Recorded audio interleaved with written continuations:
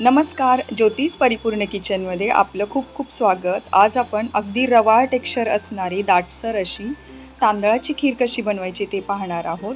अगदी रबडीसारखी दाटसर खीर एकदम झटपट आणि कुठलेही जास्त व्याप न करता कशी बनवायची ते आपण आज या व्हिडिओमध्ये बघणार आहोत। तर जास्त वेळ न काढता आपण आता व्हिडिओला सुरुवात करू। अशा प्रकारची खीर ही पितृपक्षातील आपल्या नैवेद्यासाठी तर बनवली जातेच, पण इतर वेळेलाही बनवायला काही हरकत नाही। पाहिलात ना, आपल्या खीरीला छान अशी रबडीसारखं टेक्स्चर आलेलं आहे आणि दाटसर अशी आपली खीर तयार झालेली आहे आणि कमीत कमी वेळामध्ये ही खीर तयार होते। तर आता आपण सुरुवातीला एका कढईमध्ये 2 चमचे तूप घ्यायचं आहे किंवा मोठ्या चमच्याने 1 टेबलस्पून एवढं तूप घेतलं तरीही चालेल। आता तूप तापू द्यायचं। त्यानंतर आपण या ठिकाणी खीर बनवण्यासाठी इंद्रायणी तांदळाचा उपयोग करणार आहोत। तर 1 वाटीभर इंद्रायणी तांदूळ मी घेतलेला आहे। तर तो पहिल्यांदा मी तुपावर भाजून घेणार आहे। तर साधारणपणे 150 ग्रॅम एवढा हा तांदूळ आहे। तर हा तांदूळ अगदी लो फ्लेमवरती आपल्याला खरपूस असा भाजून घ्यायचा आहे। भाजलं की आपल्या तांदळाला टेक्स्चर छान येतं आणि जेव्हा आपण हा तांदूळ दुधामध्ये शिजवणार आहोत तेव्हा याला सुगंधही खूप छान येतो। तर 1-2 मिनिटासाठी आपण फक्त तांदूळ परतून घ्यायचा आहे।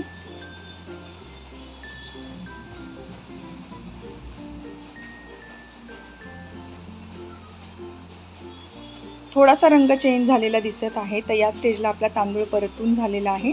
आपण गॅस बंद करूया आणि हा तांदूळ एका मिक्सरच्या भांड्यामध्ये काढून घेऊया।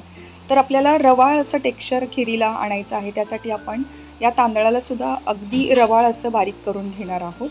म्हणजे जास्त पावडर किंवा पीठ करायचं नाही आहे। तर आपल्याला या तांदळाची भरड करायची आहे। तर भरड करण्यासाठी मिक्सरच्या छोट्या भांड्यामध्ये आपण हे तांदूळ सगळे काढून घेतलेले आहेत। आता थोडं थंड होऊ द्यायचं आणि त्यानंतर लगेचच आपण याला वाटून घेणार आहोत। तर पहा, अशा प्रकारे एकदम रवाळ असं आपल्याला तांदूळ हे वाटून घ्यायचे आहेत।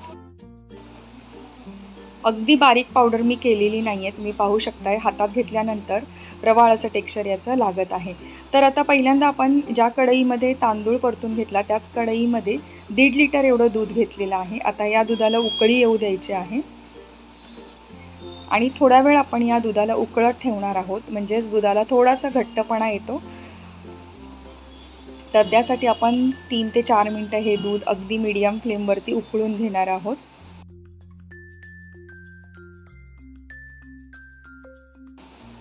आता 3 ते 4 मिनिटं झालेली आहेत, दूध छान उकळलेलं आहे।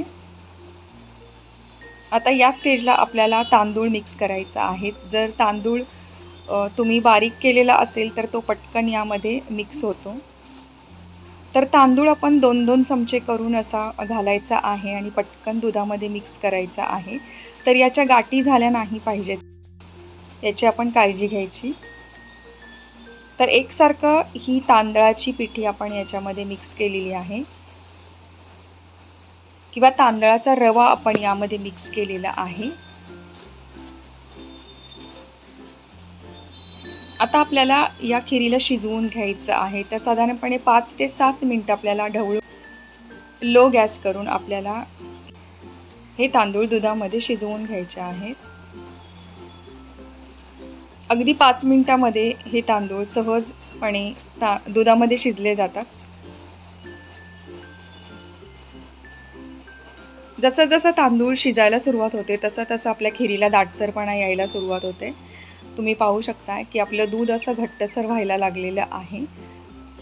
तर हे सुरुवातीला मी 1.5 लिटर एवढं दूध घेतलेलं आहे आणि अर्धा लिटर दूध हे गरम करून बाजूला ठेवलेलं आहे।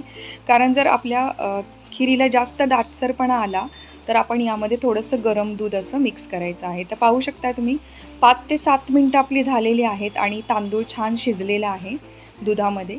तर दुधामध्ये तांदूळ शिजल्यानंतर खीरीला चव खूप छान येते आणि टेक्स्चरही खूप सुंदर येतं। आता या स्टेजला आपण बाकीचे जिन्नस यामध्ये मिक्स करणार आहोत। तर छान अशी खीर आपली उकळत आहे, तुम्ही पाहू शकताय।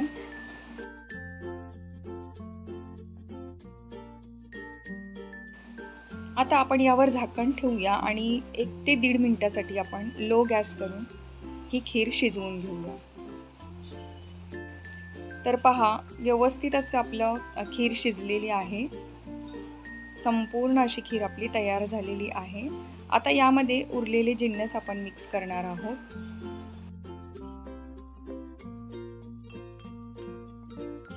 तसा तांदूळ आपला शिजला गेलेला आहे, तर यामध्ये घालूया आता पाऊण वाटी एवढी साखर। म्हणजे ज्या वाटीने आपण तांदूळ मेजर करून घेतला होता त्याच वाटीने आपण पाऊण वाटी एवढी साखर यामध्ये मिक्स केलेली आहे। तुम्हाला जर खीर थोडीशी जास्त गोड आवडत असेल तर तुम्ही 1 वाटी भरून साखर वापरली तरीही चालेल। आता साखर आपली मिक्स होत आहे तोपर्यंत आपण ड्रायफ्रुट्स तळून घेणार आहोत। कढल्यामध्ये आपण 1 चमचाभर तूप घेतलेलं आहे, तूप गरम होऊ द्यायचं आणि यामध्ये आपण ड्रायफ्रुट्सचे काप घालूया, जसं की काजू, बदाम, पिस्ता आणि चारोळे घेतलेले आहेत। तर ड्रायफ्रुट्स तुम्ही तुमच्या आवडीप्रमाणे घ्या आणि या ठिकाणी मी 1 चमचा एवढे ड्रायफ्रुट्स घेतलेले आहेत आणि याचे छोटे छोटे पीसेस करून घेतलेले आहेत। आता आपण याला तळून घेऊया आणि त्यानंतर खिरीमध्ये आपण मिक्स करणार आहोत। या खिरीसाठी वापरले गेलेले संपूर्ण साहित्याची लिस्ट तुम्हाला डिस्क्रिप्शन बॉक्समध्ये मिळून जाईल, तिथे तुम्ही जरूर एकदा चेक करा।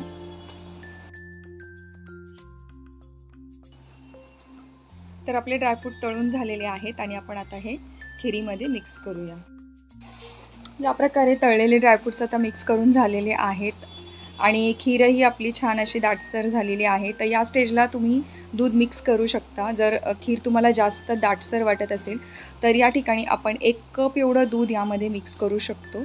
तर दूध मिक्स करण्यापूर्वी मी 1 चमचाभर जायफळ वेलची पूड यामध्ये घालत आहे आणि जायफळ वेलची पूडसुद्धा आपण मिक्स करून घेऊया।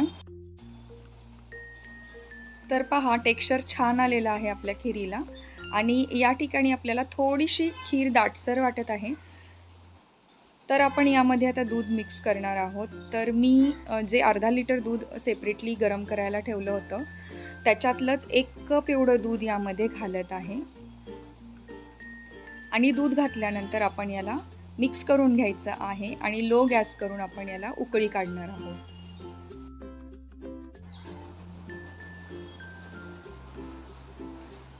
तर या प्रकारे आपली तांदळाची खीर तयार झालेली आहे। आपण सर्व करूया, एका बाउलमध्ये काढून घेऊया आणि सर्व करूया आपली तांदळाची खीर। तर पितृपक्षात अशा प्रकारे तांदळाची खीर बनवली जाते, काही ठिकाणी गव्हाची खीरही बनवतात। तर वेगवेगळ्या ठिकाणी वेगवेगळ्या प्रकारच्या पद्धतीने खीर बनवली जाते, पण या पद्धतीने जेव्हा आपण तांदूळ तुपावर भाजून घेऊन झटपट अशी खीर तयार करतो तेव्हा या खीरीला टेक्स्चर तर सुंदर येतच, पण ही खीर अगदी झटपट तयार होते। तर तुम्हीसुद्धा यावेळी नैवेद्यासाठी अशा प्रकारची खीर जरूर बनवून पहा आणि कमेंट करून मला सांगा की खीर कशी झाली होती। जर तुम्हाला ही खीर बनवण्याची पद्धत आवडली असेल तर व्हिडिओला जरूर लाईक करा आणि जास्तीत जास्त तुमच्या मित्रमैत्रिणींमध्ये या व्हिडिओला शेअर करा। तर आपण भेटूया अशीच एक छान रेसिपी घेऊन पुढच्या व्हिडिओमध्ये। तोपर्यंत thank you for watching, take care and bye bye.